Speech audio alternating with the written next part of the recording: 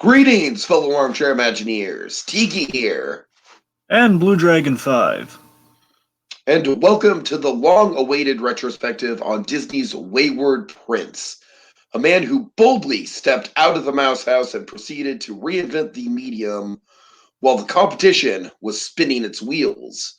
From genetically enhanced rats to secret princesses, from a group of friends to a family finding each other, things are going to the dogs. Mark your calendars because it's Bluth-Tember!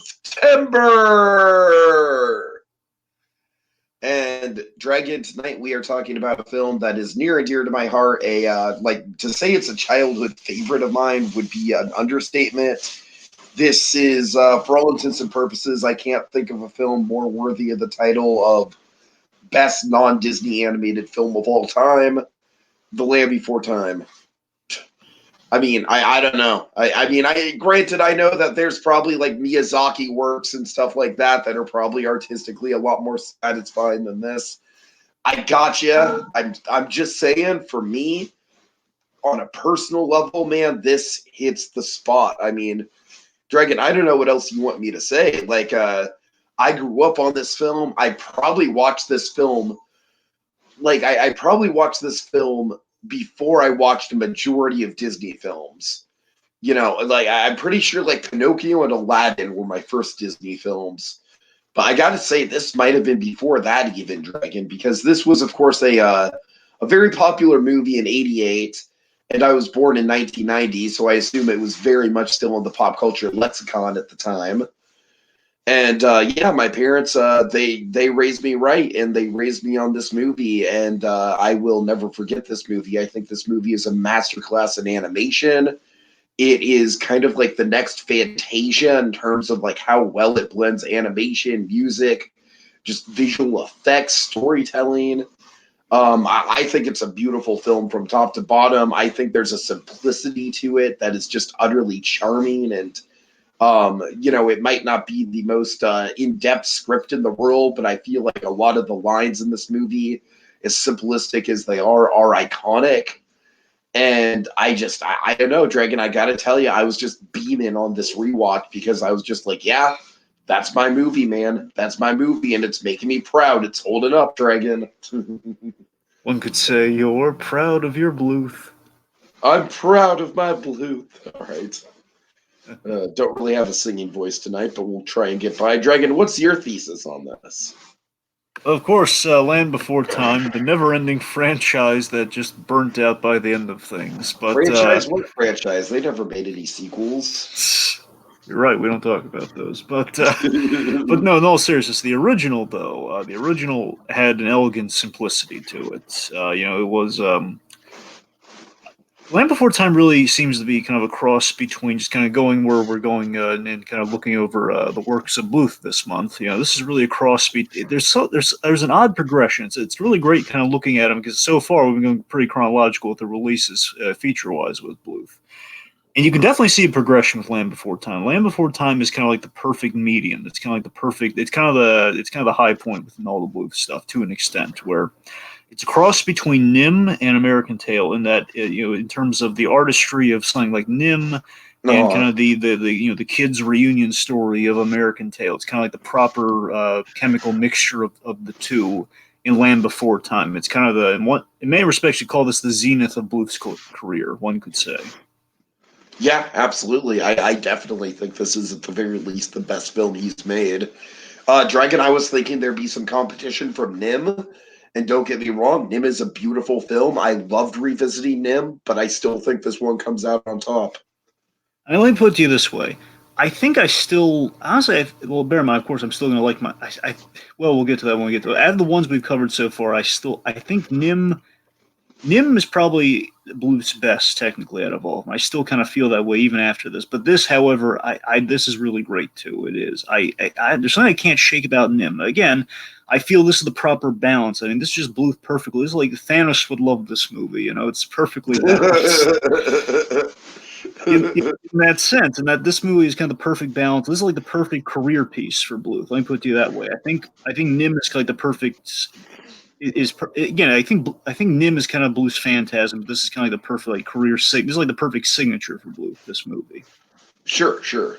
It's a movie about nature in the setting and as well as the relationships. It's kind of like Bambi on the next level. It's kind of a next level Bambi that kind of Bluth kind of reinvented and made his own. And again, in terms of again, like this and American Tail are definitely like him at kind of the height of his success. Because American Tail, of course, you had like the first like, oh my God, Spielberg worked on this with them too, and everyone saw it. However, that one petered out even faster. But Land Before Time, again, wrapping a little bit of my nostalgia in there.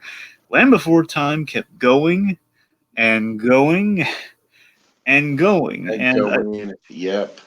and the only reason I bring that up is because that was really I remember. Of course, I've seen the original Land Before Time, and again, I do remember watching it. However, I have a fair bit of nostalgia for the second Land Before Time. I'll admit. Past that, I honestly haven't watched them. but that's the unfortunate thing. I think the original kind of got beaten out of me as it kind of went forth, and they had It got beaten out of everyone, Dragon, and that's why I've been a champion of this movie for years and years on the internet, my friend. Like, I've made it one of my personal goals to make sure that people appreciate this movie for what it is and not just think of it as like just the first in a long stream of shitty sequels. certainly. All right. So again, on the whole, Land Before Time, the original, it's a great one, quite possibly the definitive Don Bluth. I'll go as far as to say that Secret Nim may be better at the end of the day, at least depending on who you ask. But I think this one is the definitive Don Bluth. You think Don Bluth at its highlight, what that name really means, the cachet that it carries. You're thinking Land Before Time. I can definitely respect that. All right. Okay, so Dragon, let's get into some background. I know a little bit of background on this. Of course, it was a follow up to the collaboration between Bluth and Spielberg following American Tail. I know that on this one, Bluth and Spielberg kind of clashed heads a little bit. Like Bluth wanted a more dark picture. There was a lot more. It was a lot more up in the air. American Tail kind of came together a lot better because we had like the immigrant story and that really attached to Spielberg. With this, there was a lot of ideas. Of course, I feel like with every dinosaur movie, there comes a point where the idea of like, hey, let's do it where none of the dinosaurs talk and it's all naturalistic and shot like a documentary. That didn't happen, of course, but granted, I feel like this movie does capture some of that with the imagery.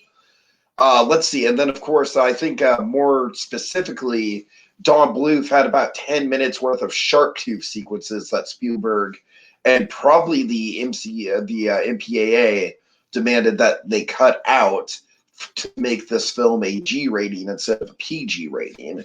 And so that's kind of some of the reasons why we have a little bit of a continuity issue with the sharp tooth. Sometimes the sharp Bluth has a blind eye in some scenes, other times he doesn't. We never see his eye get blinded. That's kind of all explained there. Dragon, by all means, that's kind of all I know. If you can illuminate on anything else, feel free to. All right, so while they're working on American Tail, Spielberg, of course, he was really involved in that production, and again, it really kind of presumably, it kind of sparked the animation hook with Amblin, which of course gives us all the great shows that we've kind of gravitated towards, like your Freakazoids, your Tiny Toons, your Animaniacs, the whole ball of wax, as well as Roger Rabbit as well. So, point being, American Steven wrote me a memo. We got it, which is true, by the way. I want to make it again. Paul Rugg does have that memo. All right. Anyway, sorry. Back on point. What I'm saying is so basically Spielberg, while he was working on American Tail, while he was really involved in the production, they were kind of speculating some ideas and stuff, and basically I believe Spielberg came up with the idea like, let's do Bambi with dinosaurs.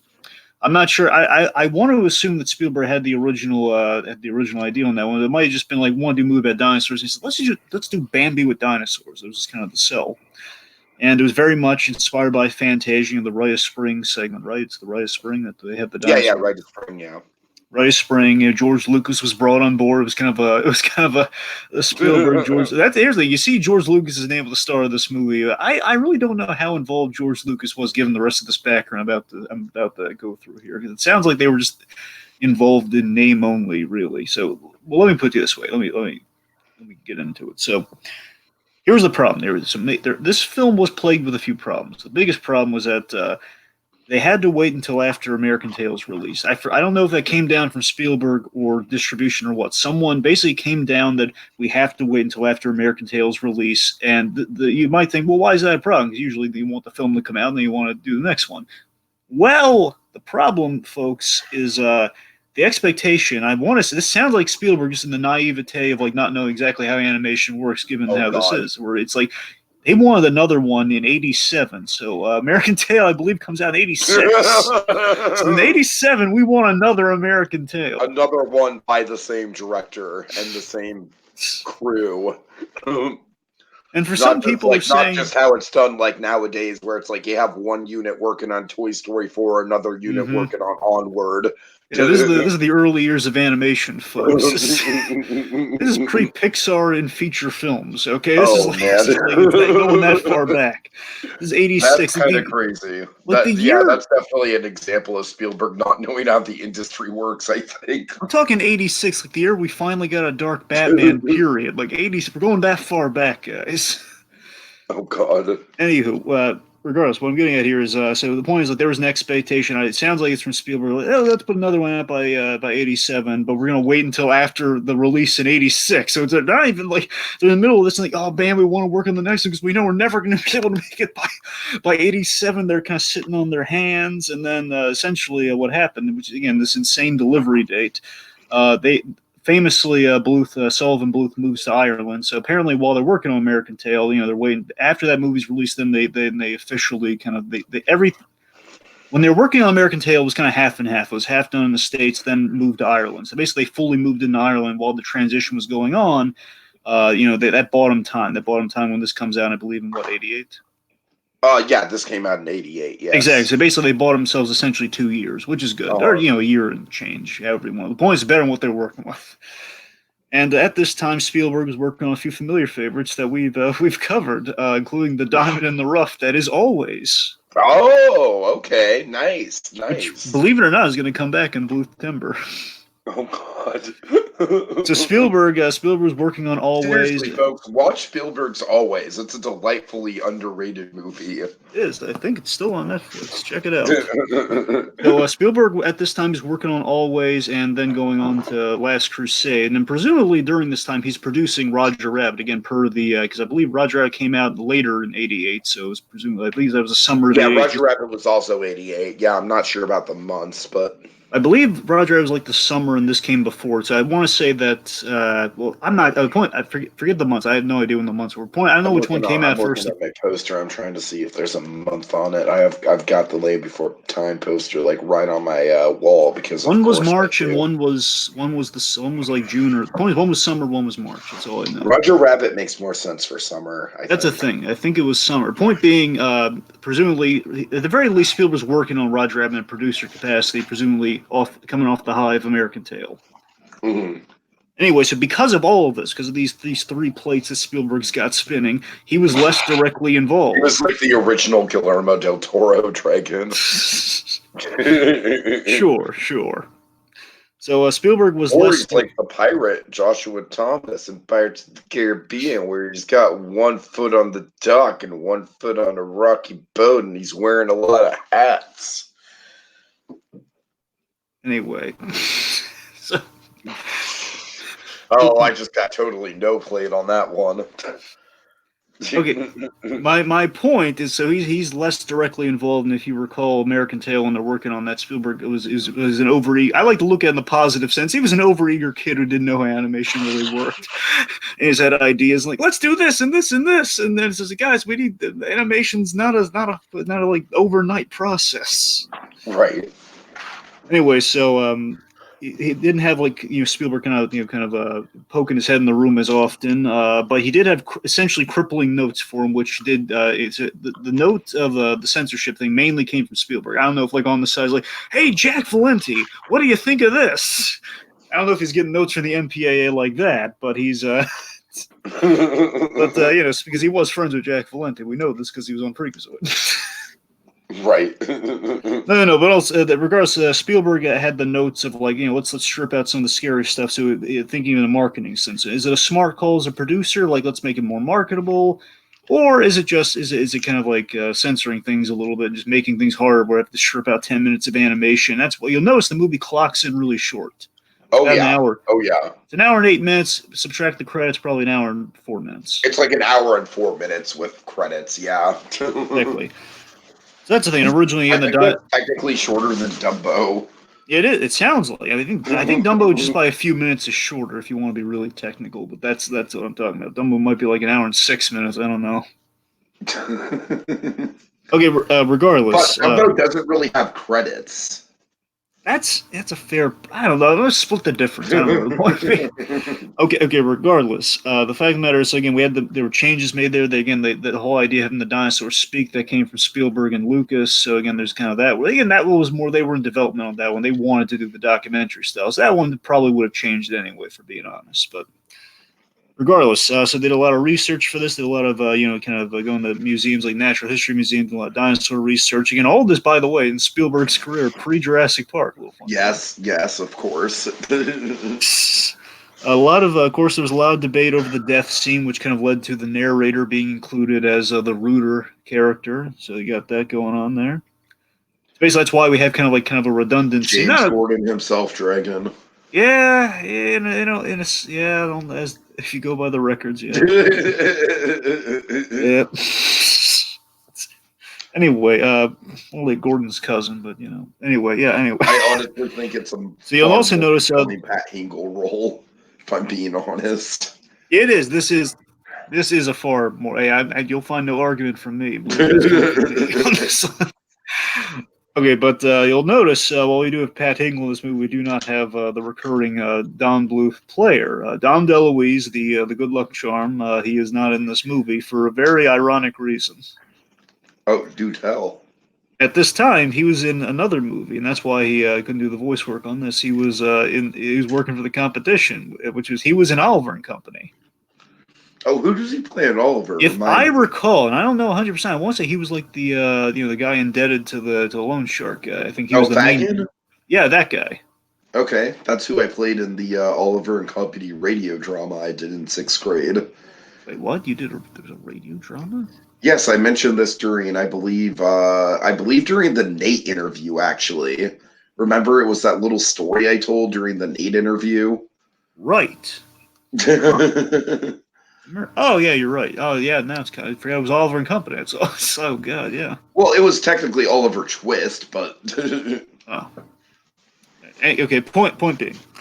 So yes, the point is he was doing Oliver and Company. Which, speaking of which, again, this is like the second matchup of a Disney movie going up against Bluth. Again, the beginning of the animation wars began here. It's like stage 2, and then Bluth is yet again he beat Oliver and Company unconscious. Honestly. Yeah, he really did. With this movie, and again, this is like the second time of like, oh, dinosaurs are just more cool than Billy Joel. What are you gonna do? At the end of the day, Tiki, don't besmirch the name of Billy Joel. You know terrible things can happen. When you besmirch Billy Joel. Now I'm afraid for you. Oh God, now I'm afraid for you. Oh man, your next Vera Farmiga could be your last, Tiki. Oh dear.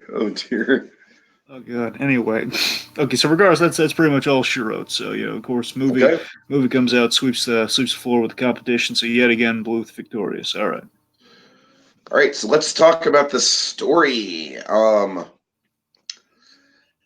Like you said, Dragon, it's a great combination of just kind of like the mythical elements of Secret of Nim mixed with the family finding each other elements of American Tail, and I feel like it blends those things quite well.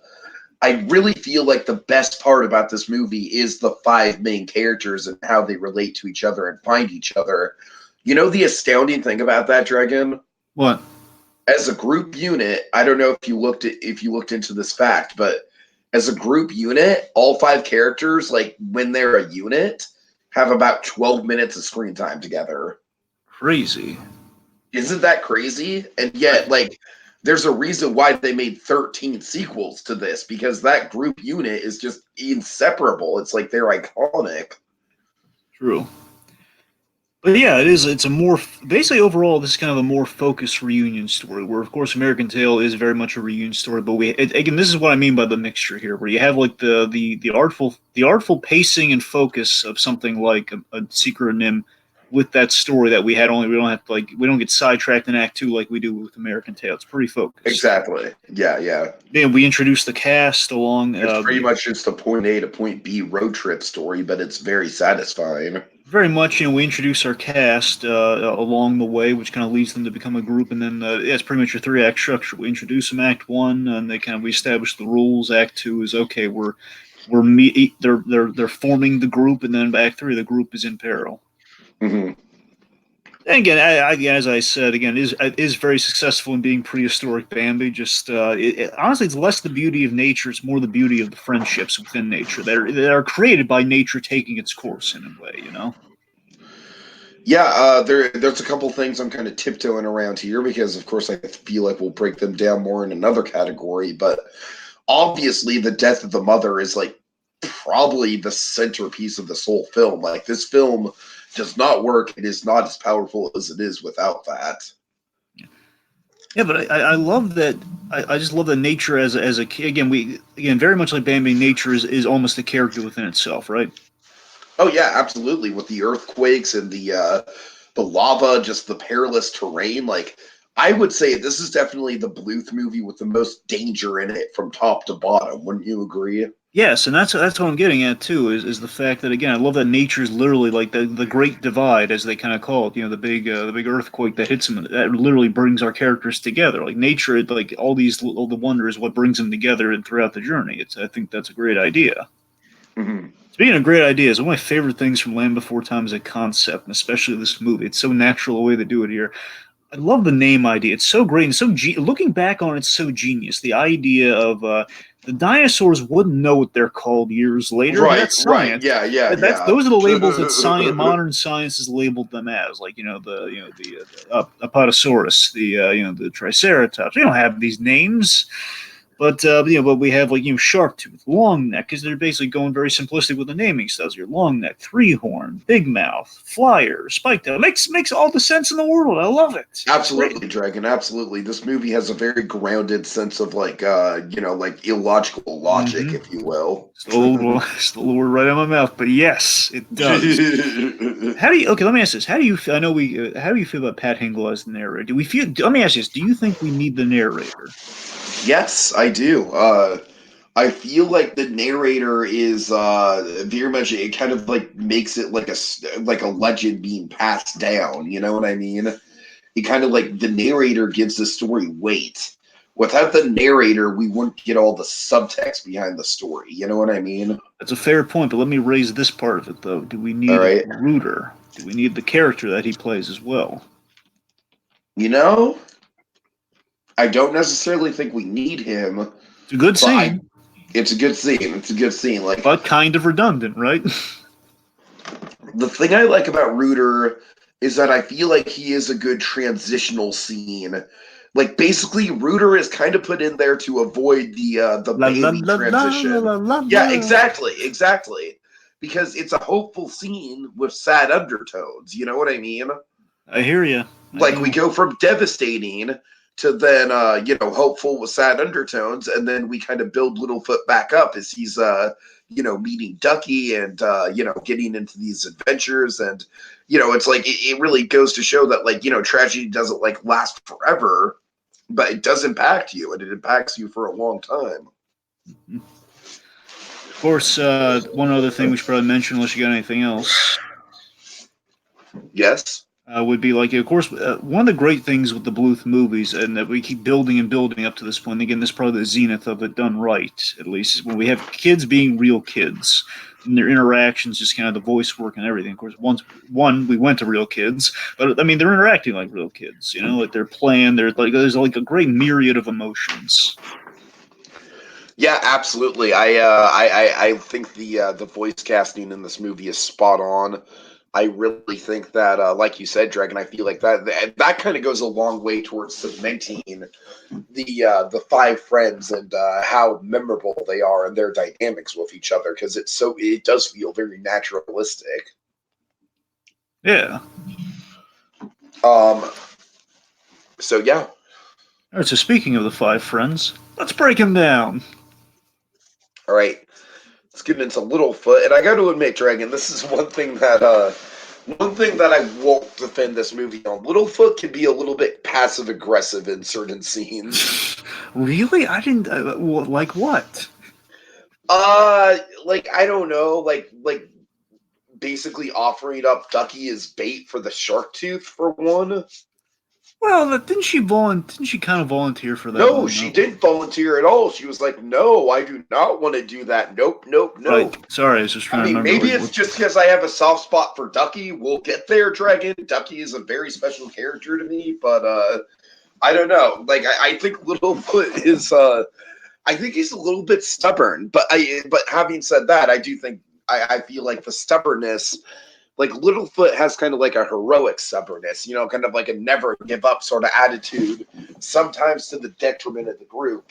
Whereas Sarah, who we'll get to in a minute, Sarah, let's just say, kind of an infamously like sourpuss of a character. Yeah, basically Littlefoot and Sarah, they're kind of the Goku and Vegeta of this little merry band. Oh, If they you will. totally are, yeah. I'm the Prince of all Triceratops. Anyway, but yeah, so Littlefoot, very much, and you know what's really struck me Shark on the News rewatch? I power completely forgot level is about this. over Again, if I missed that on site, 9,000. it's over 9,000. All right. You should Okay, have no, just but all talked right over seriousness, that, Dragon. regardless. So with Littlefoot, something I completely missed was, he's essentially the last son of the Longnecks. Yeah. I just thought it was kind of a little, it was a neat little detail. The fact that the Longnecks are kind of you're kind of essentially were basically Littlefoot's living situation is very interesting. The fact that he has his mother, he has no father, he has his grandparents. So it's so rare that you see kind of a grouping like that in animation, especially at that time. I should say, kind of the unique family situation like that, and the fact that again he was the only hatchling of that group, and that those are the only long necks that we see. For all we know, that might be it. Again, sequels, I guess, would probably amend that sort of thing, but we pretend those don't exist. Well, the one sequel that I do acknowledge is the direct sequel, the one with Chomper in it, because that one's got a couple so bad it's good songs, and I think Chomper is a genuinely adorable character, so I'll give that one a pass. I'd forgotten so much of those sequels, but the one thing I could never forget about those sequels is Chomper. Is Chomper, of course, of Yeah, course. yeah. The idea we have is we've humanized the shark tooths via Chomper. Yep, yep. Anyway, so back to Littlefoot. I'm just saying that it was kind of an interesting idea that not only is he's kind of carrying a little bit of a burden with him. That again, he's like the next generation of long neck. Littlefoot, that's the thing, Dragon. That's the thing. I'm saying that he's passive aggressive, but he should be because he is genuinely in a depression cycle throughout a lot of the movie. He is, and I love how we showcase. I'm going to say that a little bit for Mhm. later, but I love how we showcase this so much. Yeah, I feel so much sympathy for Littlefoot. Maybe that's why I'm a little defensive of him. Like this kid goes through so much in this No, I mean, movie. like I said, it's like him having a shitty attitude is part of the depressive cycle, I think. Yeah, I'm not saying it's a bad thing. I'm saying it's a realistic portrayal of like what he would be going through in that situation. he endures a lot. He endures loss and separation. It's like not Yeah, only yeah. loses his mother, and of course, the separation from the rest of his family, and he's basically given like this last task by his like, oh, basically just trying. It's a kid clinging to the last wish of his mother. Essentially, that's kind of Littlefoot's kind of his journey in a nutshell. He was traveling to the Great Valley. He's got great leadership potential for sure, but of course, he's got some really unruly people in the group, mainly Sarah. Mhm. I guess the bridge into Sarah, the thing with Littlefoot is that in many ways, Littlefoot is kind of the optimist challenging the status quo for the better. Of like, let's play with all the other dinosaurs, which of course is an idea that's very much rejected. But again, nature finds a way. All right, so let's get to Sarah. Yeah. Yep. Sarah, I think, is kind of like she's an infamous character in the realms of animation, Dragon. Really? Oh yeah, I think that quite a bit. She's kind of like the Lucy Van Pelt of the Land Before Time That was series. exactly the comparison I was going to make with Sarah. She is very Lucy Van Right. She's so much Lucy. She's the Lucy to Littlefoot's Charlie Brown. I will say this, Dragon. I will say this. I think they definitely kind of like in this movie, she's kind of like the Raphael of the group. You know what I mean? She's kind of like the rebel who goes off but has a really, really compelling story. She probably has the most three-dimensional like character growth out of any of the characters, honestly. I do Littlefoot. remember not liking her in the sequels. I can't pinpoint why because it's been so many years, but I did The like her sequels here. don't do her any favors. I figured as much. What I'm getting is like here she was serviceable though. Oh yeah. I do like that. I want to get more into this with some of the other categories, but I do like how her father is basically just a racist asshole. Pretty much. Or So she's speciesist. just kind of like living with, she's a character in a bad living environment, one could say. And I do think that Sarah's dad he does improve in the sequels sometimes, depending on the movie. But Yeah, he moves on from saying "little orphan boy." oh God, he is basically the big Bob Pataki of the Land Before Time, isn't And he? considering Littlefoot's gonna be raised by his grandparents going forward. Oh God. Just imagine the Dino version of that Parents fits Day. too well. That fits too well. Okay, no, but talking about Sarah in all seriousness. So Yeah. Sarah, of course, she's very prideful. Against where I'm getting the Vegeta comparison. She feels very my read on this. You can tell me if I'm crazy or not. My read on it was that the Triceratops in the world building here is that the Triceratops are the most. They're essentially the most dangerous dinosaur of the herbivores. Essentially, it's kind of that's I why can they have see that. Yeah. they think they have such a high status because they're kind of the most destructive, at least by their own, Kind of saw that in Battle for Big Rock, actually.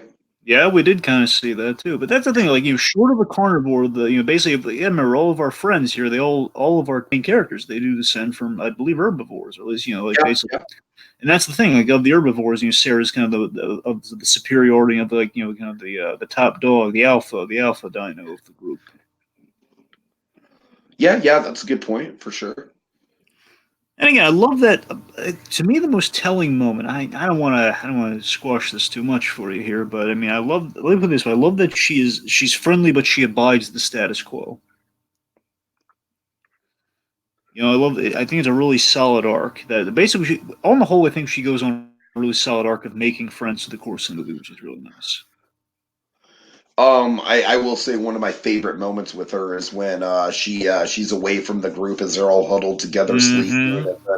Yeah, you know what I'm talking about. That's what I'm talking about. That's what I'm talking about. It's fucking adorable, Dragon. One of the great, but I think it's great visual storytelling too. Absolutely, you see it unfold, and you get everything you need to know about Sarah. You can see in that scene everything you know about this character. Again, very prideful, very much like she'll never admit to failings or wrongdoings or any of that. Like I don't need anybody. Of course, she absolutely needs somebody, especially in the situation that she's in. She grows to like that situation over time.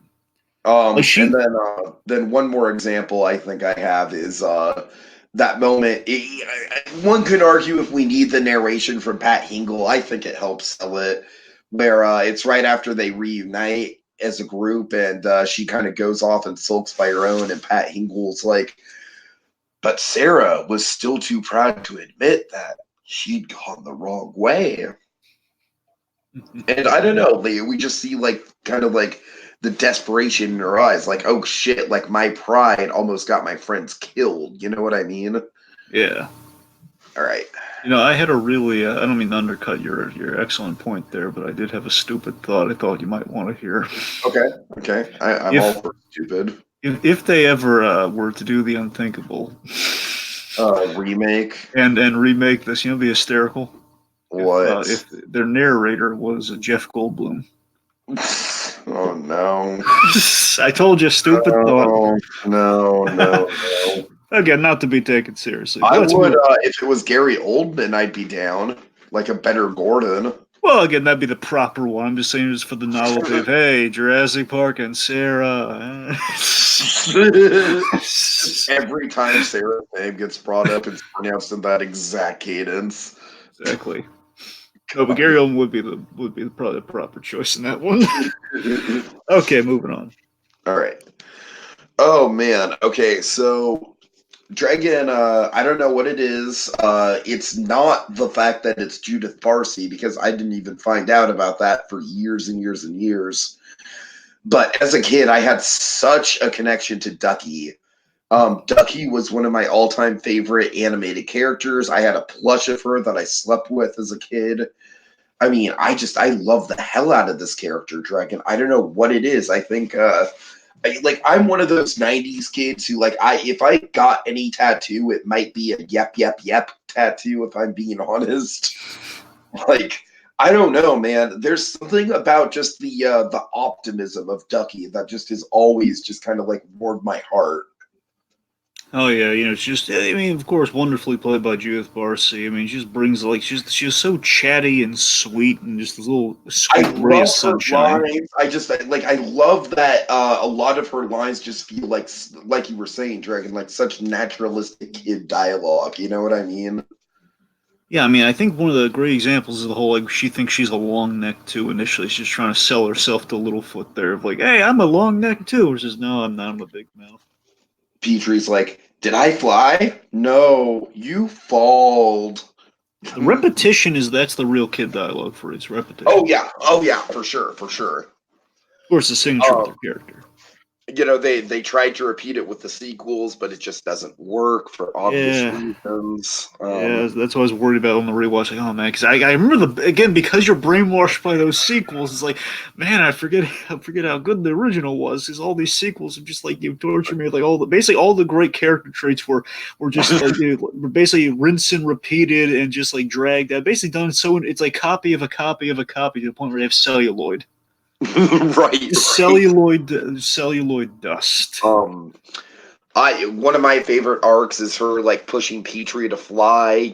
She might even be a little bit too aggressive with it and getting him into dangerous situations at some points. But that's the thing about this movie, Dragon, is that they're all just dumb kids. You know what I mean?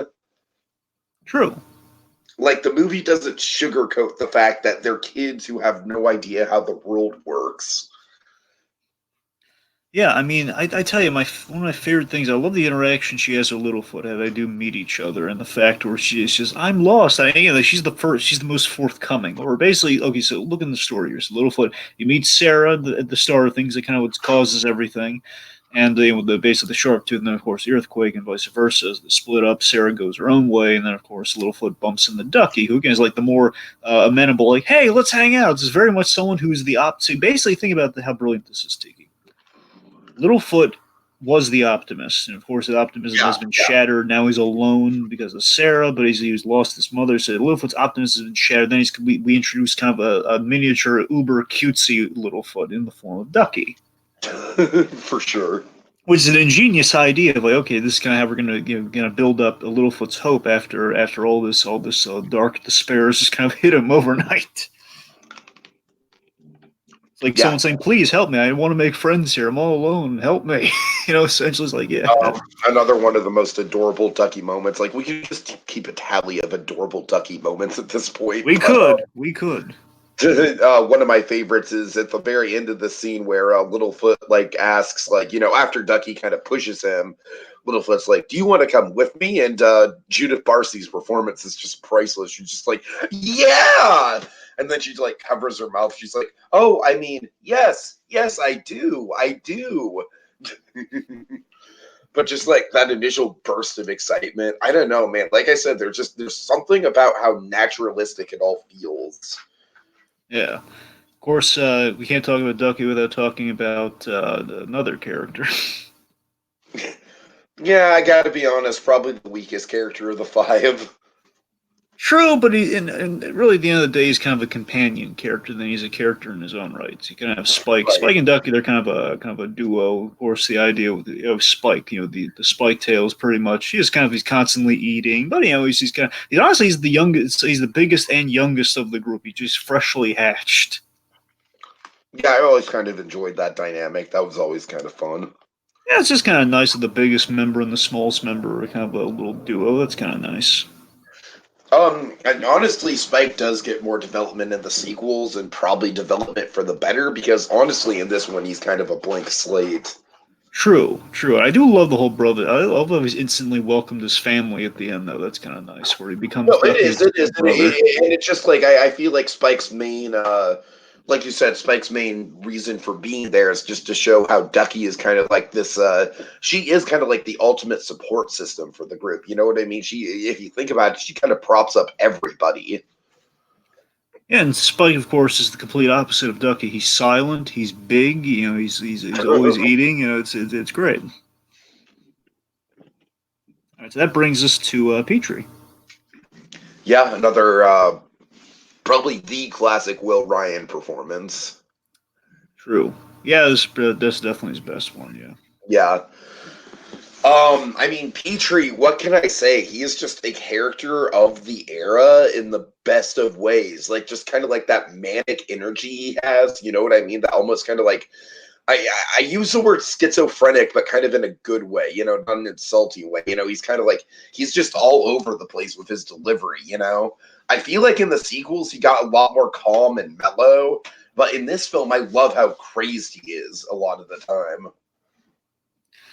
Yeah, what really strikes me about Petrie is how he's kind of the most helpless of the gang with his flying Yeah, issue. And I just yeah. love the fact that by definition you're a flyer and you can't fly. He's this he's small and flightless and just completely helpless. And over the course, being with this group, it kind of bolsters his confidence to the point where he can fly. And you got to remember, this kind of struck me on the rewatch is that not only can he fly, not only is his confidence bolstered, he saves them all at the end of the day. He really does. Like Petrie comes through in a big way, kind of goes for the sacrificial play. You know, Yeah, I would say it's really impressive. And Petrie got really brave.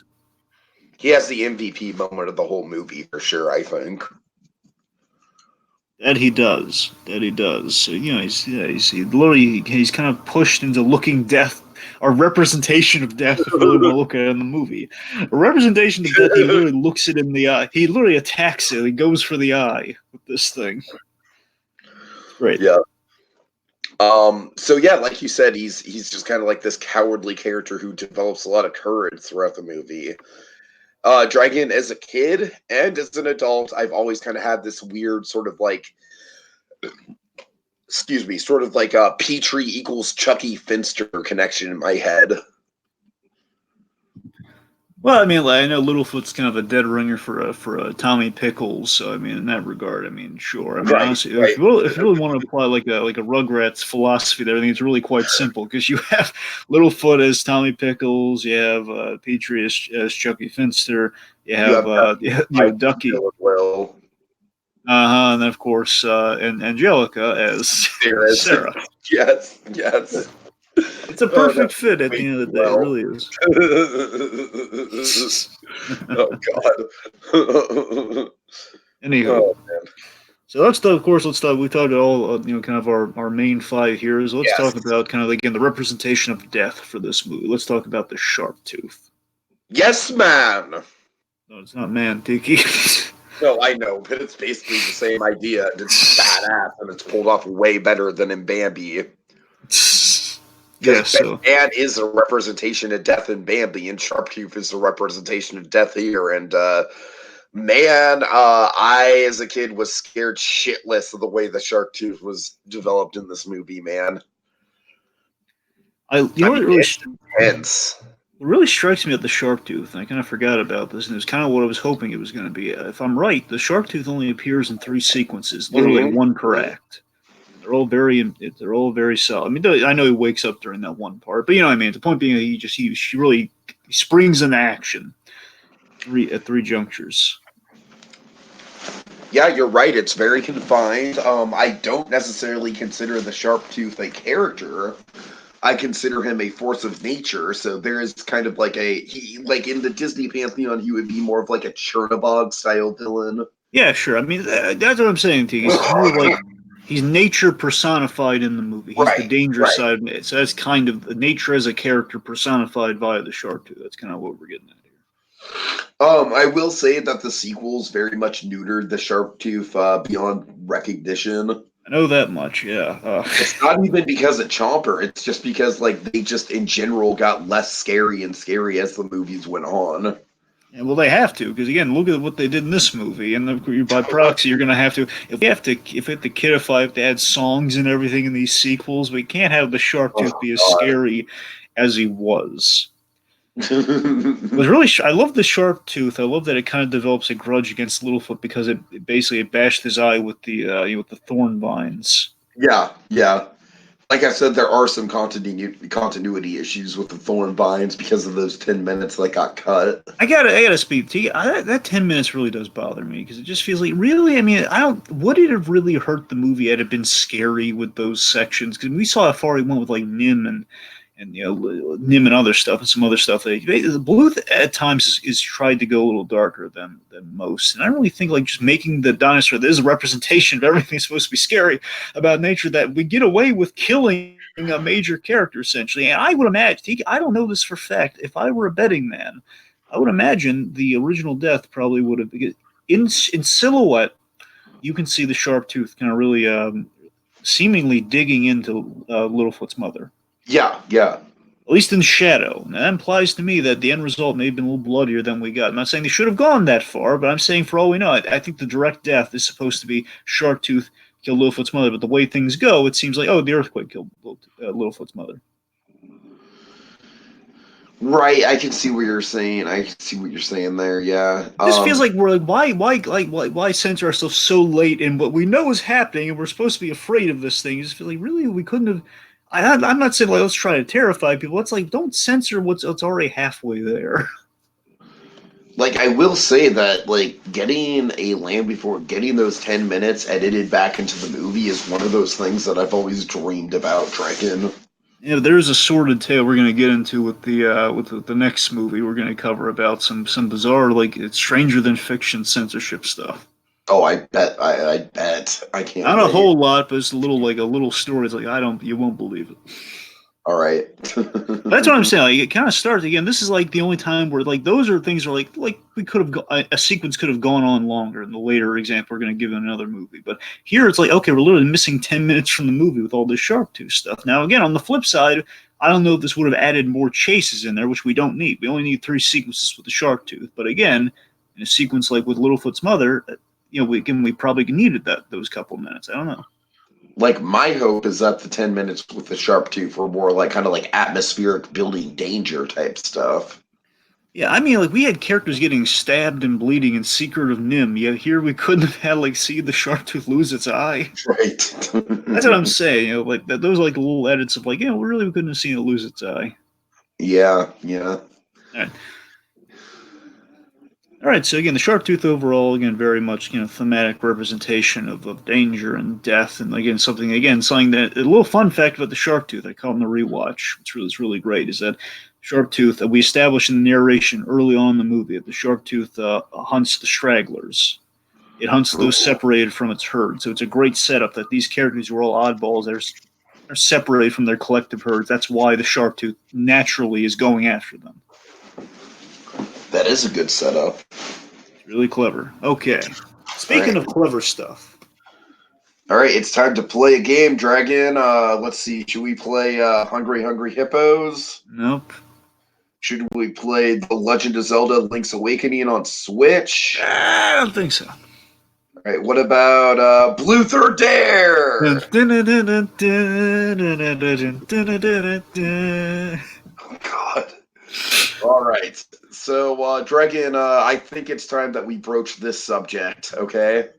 We have to go here because I think it's kind of a pivotal part of like the spiritual nature of this film. The Great Valley is essentially heaven. It is, it is very much the, it's the promised land in all in many senses of the word. It's very much. And like, I feel like maybe that's the reason why they doubled down on the sequels so much, is that they just didn't want that impression being made of this film. But man, I gotta tell you, like, if you watch this film with that in mind, with maybe, with at the very end after the Sharptooth encounter, and they're all just so beaten down and broken, and Littlefoot's mother appears in the clouds and guides them to the promised lands. I mean, it's like it could have some. I don't know. I still read it with that kind of subtext in mind, Dragon. Well, even if you don't, let me put it this way: there's a few ways you can read in the literal sense, which it sounds like you're in the possible literal sense, where if they didn't survive, then basically Littlefoot would be kind of looking towards the heavenly connect and everything, and guiding them to that promised land, right? Yeah, yeah. Now, another way you could look at it, just in the broad sense, where you still kind of get your way there, is the fact that, given what we know about dinosaurs, it's the fact that getting to the Great Valley, at the very least, even taking it as is, it's an impermanent thing. We know things ultimately aren't going to end well for the dinosaurs. But again, it's like a temporary solution. One could say it's what it's promised as like, okay, it's a pilgrimage to the promised land where everything's going to be great. With the PS of maybe it's sort of where they're kind of doomed, but we don't spell that out. It's kind of like it's sort of like a dinosaur sort of ending. We're like, yeah, we're gonna, eventually there's gonna be a big chill, and then no, but seriously, there is kind of a, without the sequels, you could just kind of infer that and would make it a little bit more of a standalone piece that we go here. And maybe the narrator would say something, and that something a little bit more final in the closing, I suppose. Yeah, and honestly, like the whole what do you think of the whole thing of like the adventure being passed down into legend from generation to generation? Do you think that's a bit too over the top, or do you think it fits with the spiritual nature of this movie? It's nice, but the one issue I have really revisiting the movie is, again, something's not intended. It's not a big deal. It's just like a little nitpick that kind of eats away at you. It's like the one hole in the logic for me is the fact that if Littlefoot is the last of the long necks, it's kind of depressing that he's the next generation. It's not going to go generation to generation. It's like he is the next generation. That's it. Right, right. That's a little sad when you think of it that way. So that's kind of like the only hole in that sentence. But it's the idea of like this adventure that they went on to go to the Great Valley. So that's kind of nice. Okay. Let's see. We already kind of broached on the. Do you want to talk more about the racial elements of this movie, because I think they're pretty prominent, actually. Well, sure, but I figured you wanted to kind of start with Littlefoot's mother. I think it's kind of a big point, though. But With what? Littlefoot's mother. I mean, did you want to? Oh yeah, of course, sure. So yeah, obviously, let's stop burying the lead here, folks. Yeah. Oh my God! You built up the ending. I thought, okay, we're getting to Littlefoot's mother. It's like, no, let's talk about the big implications of the Great Valley. All right. Littlefoot's mom, she's dead.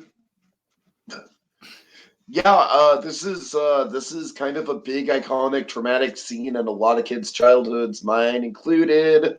I think it is kind of worse than Mufasa, if I'm being honest with you. It's always worse when you have the last moments of the. This is what strikes me about it. It's the fact, one, Littlefoot's mom was cool, by the way. She was a really nice lady, really nice, long neck, I should say. And it's the fact that in her final moments, she's giving him.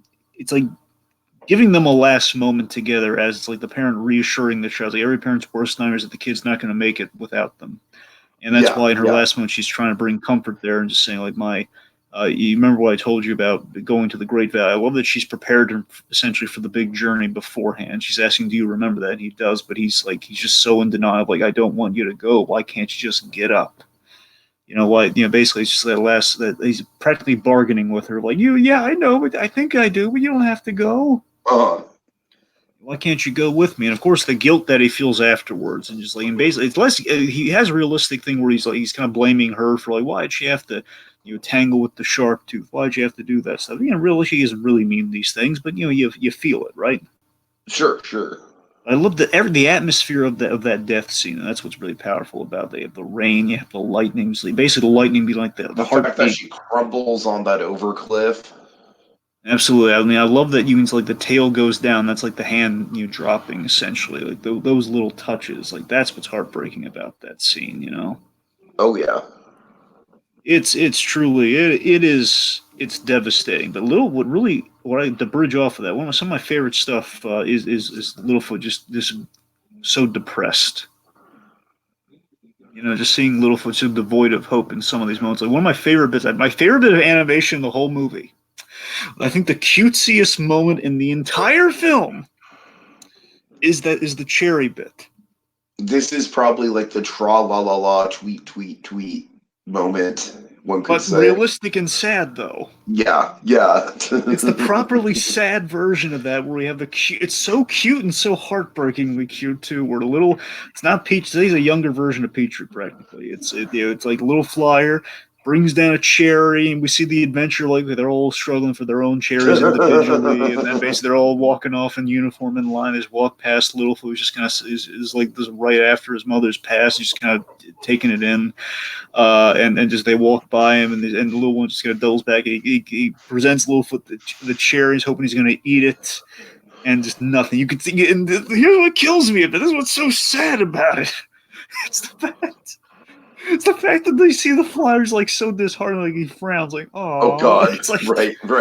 It's like this is like Norma Bates in 5 beds. It's like 5 Norma Bates lined up in beds. Like, it's so sad, like so sad in stereo. It's so sad. Oh dear. Like, oh God.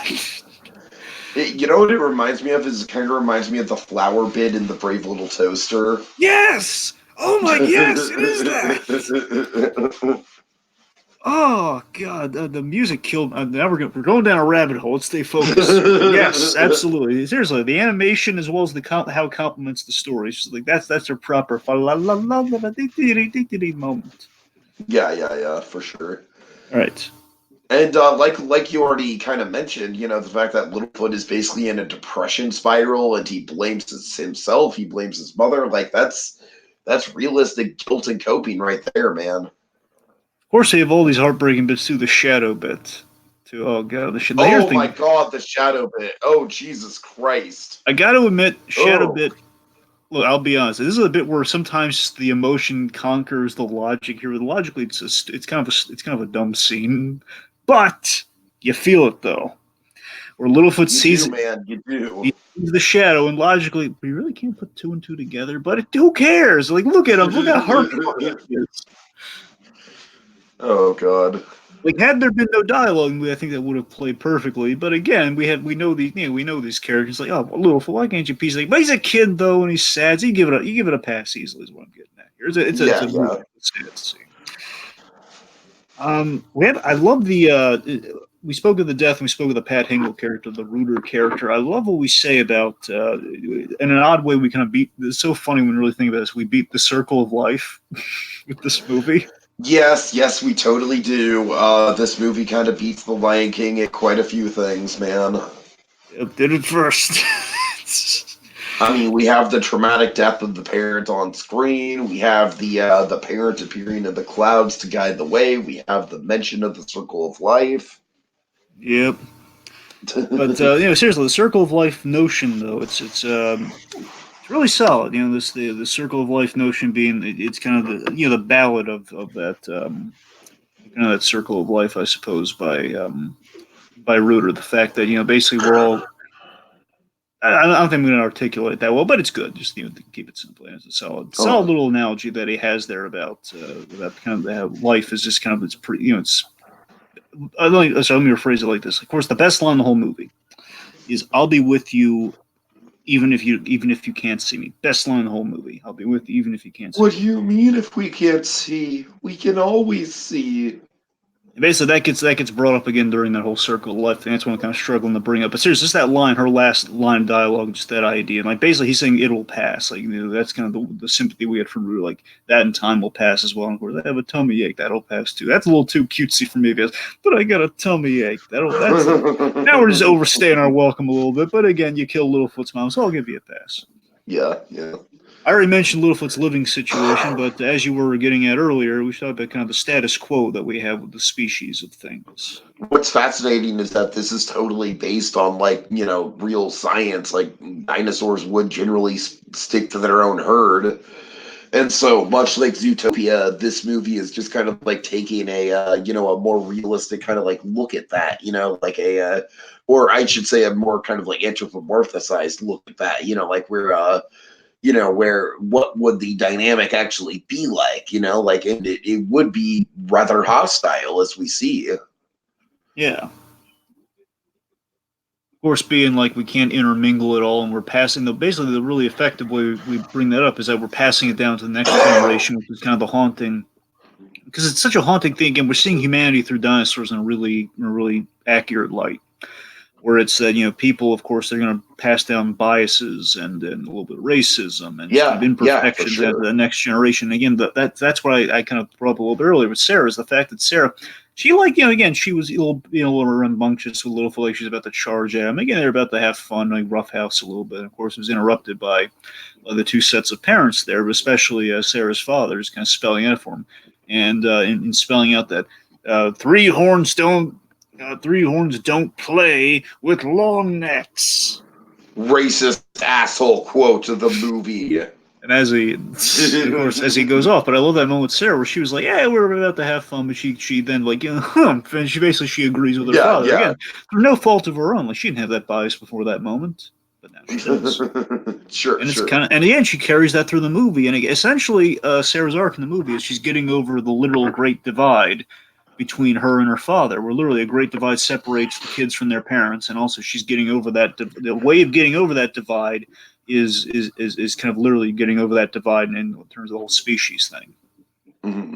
Kind of clever. All right. The score, James Horner's score. Honestly, my God, it's so sweepy and it's kind of Fantasia-esque, I think. I tell you, I'm having trouble remembering all the James Horner scores, but basically my only frame of reference, the instant go-to is the not so good Amazing Spider. It's not terrible, but it's not that great. I don't know why that's your go-to, man. This is my go-to. No. What I'm saying is, I'm thinking of James Horner. I forgot that he did the score until we did Bluth month. It's like, oh yeah, James Horner. He did the score for many of the Bluth movies, and this easily is probably the best James Horner score. At least of the ones I can recall, is the best one I've heard. I mean, what I love about this score is that it essentially just takes the song "If We Hold On Together" and basically makes that the main melody, but does so much with it. Yeah, and it's beautiful. Like I said, Dragon, it's kind of Fantasia-like the way that it blends the imagery in with the music in a very in a very naturalistic way. yeah. It's it's like the scene where all are huddling for warmth. Like the score on that scene to me, that's just that's what I'm talking about. There's something very whimsical about the score there. All right. So let's see. Of course, the animation. We talk about the animation. Yeah, I mean, Don Bluth just kind of like used a treasure trove of techniques here. From the multiplane to adding actual like physical grain and stuff to the film to give it more of a dimensional feel. I mean, it really is kind of like a feast for the eyes, man. It really is. Little fun fact. Again, as I mentioned earlier, before they lucked out, like the move's going to buy him some time, because they were told like wait until American Tail comes out before you start on this movie. Bluth was panicking. What he did is he gave the animators, because they're being paid for just being there working on the movie during that in between time when we don't know if we're making the next movie or not. Bluth told some of his best animators, okay, just work on it. That the opening of this movie is basically busy work for the animators. Like, just do something with dinosaurs. Oh, I can totally see that. Yeah. The opening of the movie with the narration, that's busy work. Just like we need to work on something, so we're going to have our characters and everything kind of quite figured out. Yeah, just do this. But you know what's great is that busy work just totally sets the tone, and it really just gets you into the world so well. And like when you put it like that, it totally makes sense that it's busy work. But in the moment, as you're watching the movie, you would never think of it like that. It does, it does, and it's great. I still feel, I don't know why, I just can't shake the feeling that starting in the water may not have been the best move. I don't know why. Really? It's a good sequence. I don't know why. It just feels a little. I think I know if they're going for it's kind of. Let me put it this way: it feels like we're going for like an evolution vibe, but we don't quite go that way. I don't know. It's kind of it's fine. I'm just saying it's a little something kind of struck me. Like years later, going back in the movie, I was like, why did we start in water? It's like this kind of little thought pops in my mind while I'm watching the movie. Like, why are we starting here? All right, fair enough. For the land before time, it just feels a little strange. So because everything evolved from water, Dragon. I know that's the thing. I mean, I get that. Assuming that, I guess that's the logic. This is what we're doing. And you know what? In some ways, it's probably a reference to Fantasia as well. You know what I think? Maybe that's it. Maybe that. I mean, I think I'm just overthinking. I think you're right. Okay. Anyway, the point being, it's a great sequence though. It's on the whole, it's a great thing what we're doing. All right. All right. Also, again, a little similar stuff we keep doing with dinosaur movies years later, like Good Dinosaur. We have like remember the teaser for the Good Dinosaur? Yes. There's like little, we have like the basically Ducky grown up, like her breed of dinosaur when she's Oh, looking around. We have like dinosaurs like eat while it's grazing essentially. And that shot you can see years later in the Good Dinosaur trailer. We have like the turn shot like with like the meteor misses. right. Scale, we do a lot of great stuff with scale. Oh Specifically yeah. the breath of the sharp tooth, like just like this, the essentially the steam and everything coming out of there, like the breath. Like how They we kind of use that. animate the sharp tooth like a machine almost. Practically, yeah. Of course, we've had a lot of experience doing that with like Secret of Nim, where we just have Of like a course. giant Herculean machine going on there. The battle between the Sharptooth and Littlefoot's mom. It's a great battle. You have like the herbivore versus the carnivore. It's great. Of course, not to keep bringing up Fantasia, but I'm sure that was probably inspired by Fantasia in some ways. But I love what we have going on here. We have the small scale with our kids kind of running in terror and everything that's going on here. And then of course the earthquake that is happening while this is going on. It's a question like, oh my god, is this triggering the earthquake? Is this like, are we shaking with the power of these two giant things? So many things are happening during this battle. I love like the move where Littlefoot's mom like slams the sharp tooth with its giant long tail. It's like a great idea. It's wonderful. Sure, sure. I mentioned the introductions of the characters. The egg introductions were a really great idea. Like seeing Yeah. them all hatch and seeing them individually before they meet each other and everything. Let's see. One we have tar pits. Tar pits are really what again. Of course, the two again nature being a threat as well. With the tar pits being a dinosaur's one of its worst nightmares is being trapped in a tar pit. It's just going to sink and it's not going to go well. You know, now that you mentioned it, that is kind of like a nitpick I have with the movie is that Littlefoot and his friends kind of like just get out of the tar pit off screen and we don't really see the struggle. You're right. They do just kind of it is quite effortless. And they just kind of like laugh it off like, ha ha ha, we almost died. Yeah, a bit of a cop out. But A again, little they're on a bit. clock. They're on a clock. I can't blame them. All right, so one thing, the tree stars. Oh, that there's one other thing other than Chompy that I recall throughout all the Land of Time and Before Time movies.